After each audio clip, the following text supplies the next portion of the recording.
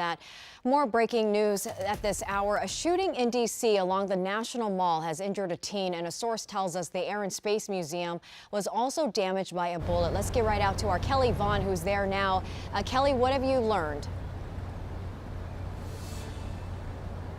Well, this is a developing story, Annie, but what we know right now is that police say a juvenile boy, was shot and injured here right outside of the Air and Space Museum. And like you mentioned, you can see some damage to the building. We're going to zoom in and show you that there is some damage from gunshots on some of the windows here outside of the museum. Now, police say this happened around 1:30. Now, the actual incident started down the street, which we're going to show you in a second. They responded to a report of a shooting. When they arrived, they found that juvenile teen male, he was shot. Now, the shooting happened down here on Maryland Avenue, which we're showing you now. That's where the gunfire happened, along with making its way to hitting the museum. We're also told, we spoke with a tour guide. He was giving a tour bus to a group from Spain, and their passenger van was also shot during this shooting. Now, thankfully, no one was inside the van at the time, but there was some damage to the van.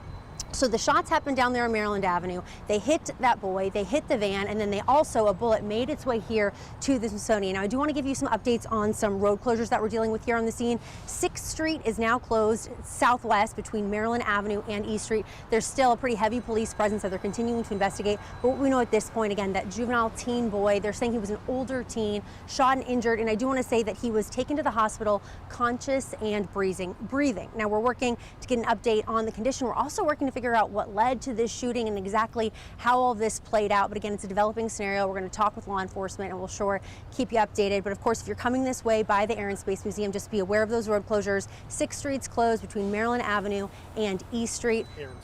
The Air and Space Museum is also closed. As we mentioned, the bullet hit one of the windows there. So we're going to be gathering some more information. We'll keep you posted with what we learn.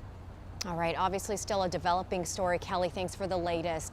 And you can expect more from WUSA 9 on these two breaking stories this afternoon. For updates anytime, you can download the WUSA 9 app on your phone. It is for free, and watch us anytime on our free WUSA 9 Plus streaming app. WUSA 9 Weather Info.